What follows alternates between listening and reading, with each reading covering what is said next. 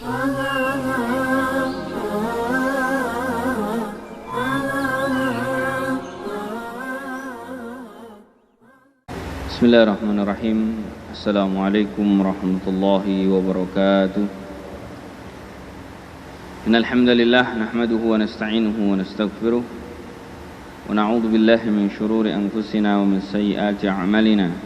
Man yahdihillahu fala mudilla lahu wa man yudlil falan tajida lahu waliyyan mursyida. Asyhadu an la ilaha illallah wahdahu la syarika lah iqraran bihi wa tauhida. Wa asyhadu anna Muhammadan abduhu wa rasuluh sallallahu alaihi wa ala alihi wa ashabihi wa man sara ala nahjihi wa istanna bisunnatihi ila yaumiddin wa sallama tasliman katsira. Yaqulullahu ta'ala fi kitabihil aziz, ya ayyuhalladzina amanu taqullaha haqqa tuqatih wa la tamutunna illa wa antum muslimun. يا أيها الناس اتقوا ربكم الذي خلقكم من نفس واحدة وخلق منها زوجها وبث منهما رجالا كثيرا ونساء واتقوا الله الذي تساءلون به والأرحام إن الله كان عليكم رقيبا.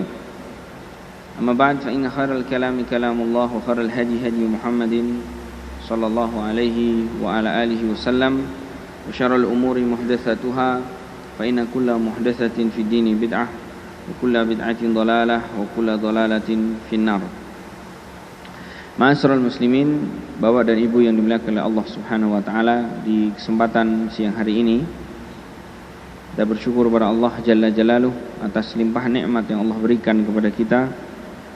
Alhamdulillah, di kesempatan siang hari ini kita akan melanjutkan pembahasan kita dalam pembahasan fikih terkait tentang pembahasan pendidikan anak, ya, Raqais fi Tarbiyatil Abna. Jadi kitab ini ditulis oleh beliau Profesor Dr. Syekh Abdul Razak bin Abdul Muhsin Al-Badr, di mana di pertemuan yang lalu di antara pilar-pilar penting dalam mendidik anak beliau sudah menyebutkan, yang sudah kita bahas adalah 2 poin. Yang pertama adalah poin di mana beliau menasihatkan kepada kita untuk terlebih dahulu sebelum datangnya anak-anak untuk memilih orang tua atau istri yang solehah. Kemudian pembahasan berikutnya di pertemuan yang lalu, sebelum kita bercita-cita berharap untuk kemudian memiliki anak yang solehah, yang soleh, maka tentunya kita juga harus mengedepankan yang namanya berdoa kepada Allah. Di pertemuan yang lalu kita sudah membacakan beberapa contoh dalam Al-Quran betapa mereka para nabi-nabi Allah yang sebenarnya kalau kita melihat potensinya, harusnya nabi itu mereka sudah dari asalnya adalah orang-orang hebat. Artinya kebanyakan kalau kita memiliki gen yang hebat, insya Allah akan memiliki anak yang hebat. Bapaknya cerdas, insya Allah akan kemudian menurunkan anak-anak yang cerdas. Akan tetapi walaupun mereka para nabi sebenarnya adalah orang-orang pilihan, mereka juga mencontohkan kepada kita bahwa sebelum mereka kemudian dianugerahkan oleh Allah anak, mereka terlebih dahulu memohon, berdoa kepada Allah Subhanahu wa taala terlebih dahulu untuk kemudian anak keturunan mereka adalah anak keturunan yang soleh dan solehah. Dan Allah Subhanahu wa taala telah mengabadikan doa-doa mereka, ya, di dalam Al-Qur'an, seperti doanya Nabi Ibrahim, Rabbi habli minas salihin. Seperti doanya Nabi Zakaria, hunalika da'a Zakaria rabbah qala rabbi habli min ladunka dzurriyyatan thayyibah. Ini semua tentu menggambarkan kepada kita betapa mereka orang-orang hebat pun meminta kepada Allah, apalah lagi kita selaku orang-orang yang jauh kehebatannya, kedudukan dan status kita dari mereka para nabi dan rasul-rasul Allah Subhanahu wa taala. Secerdas apapun kita, maka kita harus meminta kepada Allah agar kemudian anak-anak kita nantinya dianugerahkan kecerdasan, dianugerahkan kesolehan, dianugerahkan untuk kemudian mereka mendapatkan ilmu Allah Subhanahu wa taala. Karena tidak ada kemudian yang menjamin bahwa kita yang hari ini menegakkan sholat lalu kemudian anak kita nantinya akan melakukan dan menegakkan sholat. Ya, tidak ada satupun di antara dalil yang kemudian menjelaskan secara mutlak bahwa orang soleh pasti kemudian mereka nantinya akan memiliki anak yang soleh. Tidak mesti. Bahkan kita tahu bagaimana Nabi Nuh alaihi salatu wassalam, beliau diuji oleh Allah Subhanahu wa taala dengan ujian yang berat, di mana anaknya sendiri Allah takdirkan tidak beriman dengan ayahnya. Ya. Bahkan sebaliknya ada orang tua yang bejat, orang tua yang kemudian kafir kepada Allah, tetapi ternyata memiliki anak yang digolongkan sebagai Khalilullah, nabi terbaik, yaitu Nabi Ibrahim alaihi salatu wassalam. Ada juga di kalangan para sahabat Rasulullah sallallahu alaihi wasallam yang anaknya adalah seorang sahabat tetapi ayahnya adalah seorang yang munafik. Ada sahabat yang bernama Abdullah ibnu Abdullah bin Ubay bin Salul, anak soleh, sahabat dekat Nabi sallallahu alaihi wasallam. Tapi subhanallah, ternyata ayahnya adalah seorang munafik yang menjadi sebab turunnya surat Al-Munafikun seluruhnya. Nah, ini menjadi pelajaran bagi kita semuanya bahwa hari ini tidak ada yang bisa menjamin keturunan kita akan kemudian sebagaimana kita hari ini.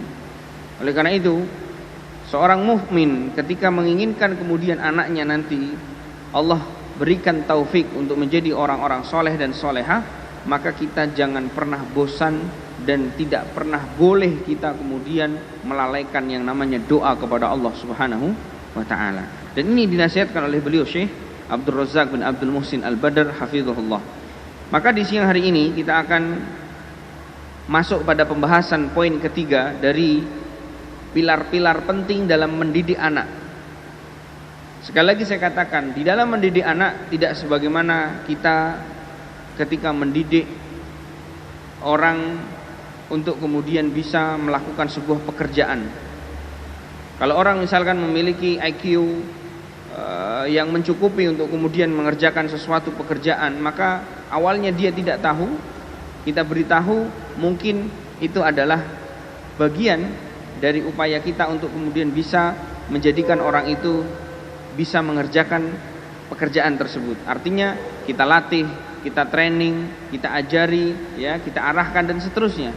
Namun berbeda dengan ketika kita diamanahi oleh Allah Subhanahu wa taala anak keturunan. Ini tidak sama dengan ketika kita mengajari, mohon maaf, mungkin anjing untuk bisa mengejar apa yang diinginkan oleh tuannya dikejar, ya, atau mungkin kita mengajari seorang pegawai untuk bisa melakukan sebuah pekerjaan-pekerjaan. Ini tidak sama. Karena anak itu adalah amanah dari Allah yang dibedakan oleh Allah dengan amanah-amanah yang lain. Sisi lain, anak itu adalah anugerah, tetapi di sisi yang lain, innama amwalukum wa auladukum fitnah. Sisi yang lainnya, anak itu adalah fitnah bagi kita. Oleh karena itu, di dalam menghadapi fitnah itu Allah Subhanahu wa taala banyak memberikan kaidah di dalam Al-Qur'an. Salah satu di antaranya yang disebutkan oleh beliau tadi, di antaranya adalah memilih terlebih dahulu pasangan kita yang solehah, kemudian setelah itu berdoa kepada Allah, dan yang ketiga adalah ikhtiyar asma at-thayyibah, yaitu memilihkan untuk anak kita nama yang baik. Jadi ini penting, terutama mungkin hari ini teman-teman yang mungkin baru saja menikah dan belum dianugerahkan anak. Mulai dari sekarang carilah nama-nama yang di situ terdapat unsur doa untuk anak kita. Tidak sebagaimana sebagian kita karena kebodohan dan ketidakpahaman kita, terkadang menamakan anak kita dengan nama-nama yang mungkin kita senangi agar panggilannya tidak diremehkan orang saja. Kasih namanya Abdullah, jangan nanti kalau dikasih nama Abdullah anak saya dipanggil Dul. Takut dia. Padahal enggak mengapa. Sama seperti ketika saya waktu itu punya anak, saya kasih nama anak saya Al-Qoqo. Sebagian besar keluarga mengatakan jangan Al-Qoqo, nanti dibilang pekok-pekok gitu. Tapi saya yakin ketika kita mendidik anak kita dengan baik, maka anak kita tidak akan terpengaruh dengan ejekan-ejekan mereka. Ya, karena Al-Qoqo itu bagian dari nama-nama sahabat yang pemberani. Ya, Al-Qa'qa' bin Amr At-Tamimi yang pernah disebutkan oleh Umar bin Khattab ketika Sa'ad bin Abi Waqqas di perang Qadisiyah, beliau meminta bantuan kepada Amirul Mukminin Umar bin Khattab radhiyallahu taala anhu yang kala itu menjadi khalifah. Sa'ad bin Abi Waqqas meminta pasukan 1000. Ditulislah surat untuk kemudian disampaikan kepada Amirul Mukminin Umar bin Khattab bahwasanya Sa'ad bin Abi Waqqas yang menjadi pemimpin perang kala itu memohon bantuan, tolong dikirim 1000 pasukan lagi, karena menghadapi pasukan mereka orang-orang kufar di Qadisiyah jumlahnya 32.000, sedangkan kaum muslimin waktu itu hanya 10.000.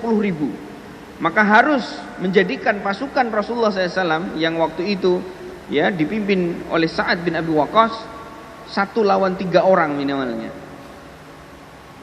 Sehingga Sa'ad bin Abi Waqqas ya waktu itu meminta untuk kemudian dikirim 1000 pasukan. Begitu dikirim surat itu, maka Umar bin Khattab radhiyallahu taala anhu memanggil Al-Qa'qa' bin Amr. Kata Umar bin Khattab, kamu pergi ke Qadisiyah bantu pasukan Sa'ad bin Abi Waqqas.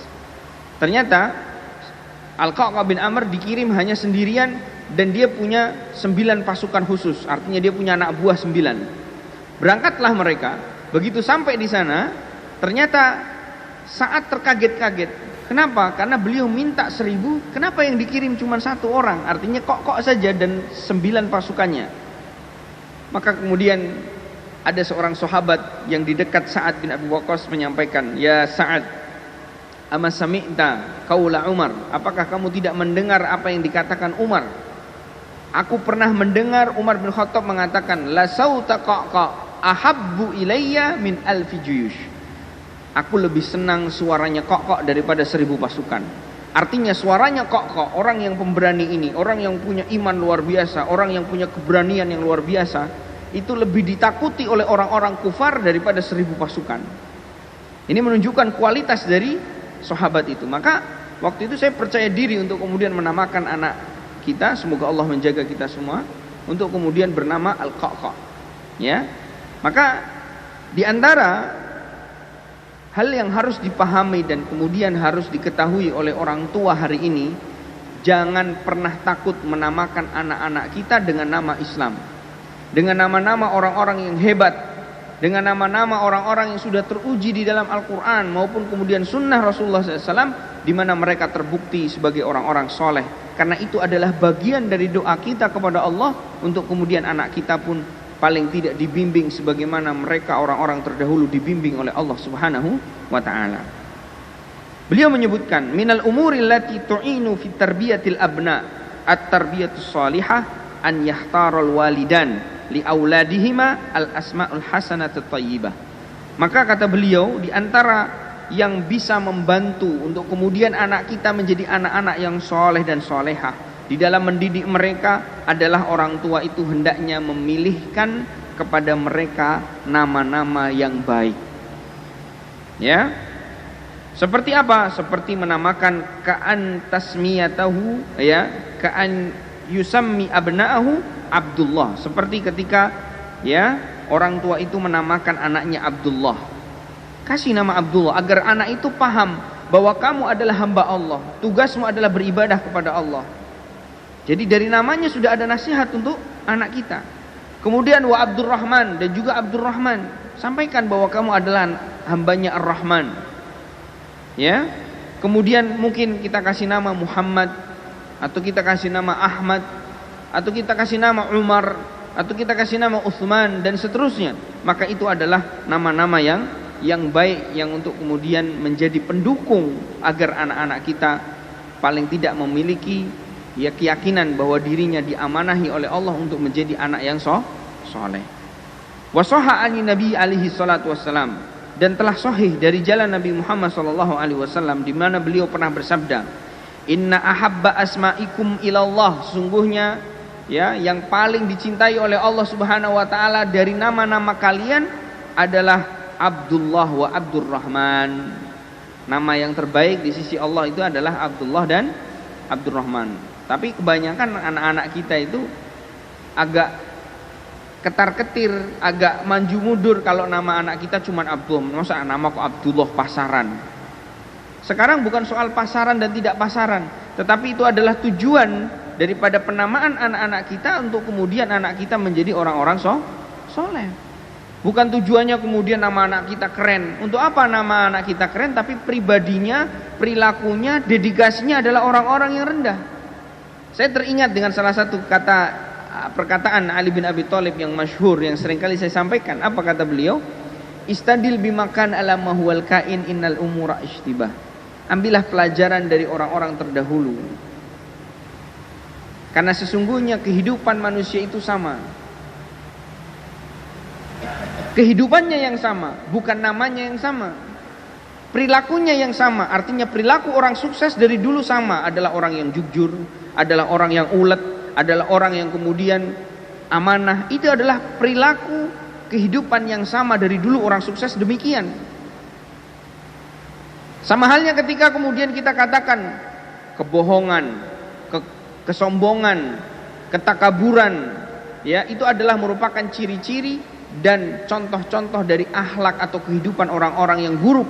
Maka dari dulu sama, orang yang buruk ya begitu sifatnya, sampai hari ini pun demikian. Sehingga jangan sampai kemudian kita waliyadzubillah mendapatkan nama anak kita, anak yang kemudian namanya hebat, namanya seakan-akan orang besar, tetapi kemudian sifatnya sebagaimana sifatnya Fir'aun, sifatnya, perilakunya, akhlaknya sebagaimana akhlaknya ternyata Qarun. Maka ini penting sekali untuk kita pahamkan kepada anak-anak kita, pahamkan kepada istri kita, untuk kemudian nantinya kita punya anak, kita namakan dengan nama anak yang baik. Lalu kemudian dari nama yang baik itu kita termotivasi untuk mendidik mereka dengan pendidikan yang baik. Ya, Bapak Ibu yang dimuliakan oleh Allah Subhanahu Wa Taala. Kemudian yang keempat dari pembahasan di siang hari ini, di antara pilar-pilar penting di dalam mendidik anak adalah al-adl atau al-adlu, yaitu keadilan. Orang tua itu harus punya sifat adil di tengah-tengah anak kita, karena kadang kita itu punya anak lebih dari satu. Iya Pak ya, kita punya anak kadang-kadang lebih dari satu, ada yang 3, ada yang 4, apalagi yang ikut KB, ya, keluarga besar itu biasanya lebih dari 10. Seperti saya punya murid, waktu itu saya absen, ternyata yang satunya juga binnya itu karena dia keturunan Arab sama. Saya tanya, berarti kamu sepupuan? Iya. Berapa jumlah sepupumu? Dia sebutkan puluhan. Wah, berarti bapakmu itu punya saudara berapa? Saya punya saudara, bapak saya itu anak ke nomor 4 kata dia. Dan sepupu saya ini ya adalah adiknya yang ke-6. Berapa jumlahnya? 24. Dari ibu berapa? Dari ibu 1. Bayangkan, orang dulu punya istri 1, anaknya 24. Sekarang kalau kita punya istri baru 2 saja sudah mau 3, sudah ngerengek-ngerengek, sudah ayah. Padahal subhanallah, Rasulullah SAW bersabda, inni mukatsirum bikumul umam. Demi Allah, aku senang dan bahagia ketika umatku anaknya banyak. Dan di antara wanita-wanita yang baik dan dicintai oleh Allah ketika mereka mukminah adalah al-walud, ketika mereka banyak memiliki anak. Hanya saja sekarang ini anak-anak atau ibu-ibu itu sekarang sudah banyak terkontaminasi dengan sinetron, dengan kehidupan modern, dengan kehidupan yang jauh dari Islam, sehingga kemudian apa? Sekarang pengennya santai-santai. Ya. Bahkan ada alasan yang lebih mengerikan lagi apa? Alasan kalau banyak-banyak nanti ngasih makannya gimana? Nah, ini bahaya, Pak. Allah mengatakan di dalam Al-Qur'an, innallaha razzaqu dzul quwwatil matin. Allah itu maha pemberi rezeki, maka nggak perlu kita takut. Apa kemudian ketika kita anak 1 bisa sempurna kita dalam kemudian memberikan nafkah kepada mereka? Belum tentu. Ya, maka ada hari ini tidak mau hamil lagi disebabkan dia takut akan tidak bisa memberi rezeki, maka ini kerusakan iman. Bukan soal bagaimana dedikasi dia sebagai seorang wanita, bukan, tapi ini kerusakan iman. Ya. Ini kerusakan iman. Tapi ada wanita yang memang kemudian menolak untuk kemudian punya anak lagi disebabkan apa? Malas. Berarti ini bukan masalah iman, tetapi masalah akhlak dan dedikasi dia sebagai seorang wanita yang tidak benar. Tapi kalau kemudian sebenarnya saya mau Ustaz, ngurus anak itu saya mau, tapi saya takut nanti anak saya makan apa. Nah, ini masalah. Ini kerusakan akidah. Jadi perbedaannya tipis, tetapi di sisi Allah Subhanahu wa taala ini berbeda. Ya, ada orang yang kemudian tidak mau hamil lagi disebabkan karena rahimnya bermasalah, karena mungkin berpotensi keguguran, maka enggak mengapa. Ini berbeda. Tapi kalau kemudian dia sehat walafiat, dia diberikan kemungkinan untuk sangat berpotensi untuk hamil, tapi dia menolak disebabkan karena takut tidak bisa memberi anak, maka demi Allah dia tidak kenal Allah Subhanahu wa taala. Maka demi Allah wanita-wanita demikian hakikatnya tidak mengenal Allahur Razzaq, Allahu Ghani, Allah Maha Kaya yang sebenarnya bisa saja memberikan kita anak 100 dan Allah semua penuhi kebutuhan anak-anak kita. Bapak dan Ibu yang dimuliakan oleh Allah Subhanahu wa taala, ini adalah pembahasan yang keempat, yaitu al-adlu, yaitu adil. Jadi kita kalau kemudian punya anak harus punya di dalam diri kita sifat adil.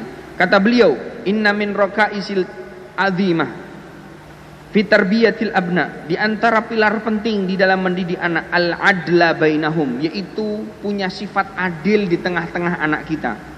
Wal bu'du anil jawri wal hifu wal dhulm, dan harus menjauhkan sifat ketidakadilan, curang dan kedoliman di dalam diri kita. Fa innal ab idza lam ya'dil baina abnaihi aujada bainahumul adawata wat tahassuda wat tabaghudha.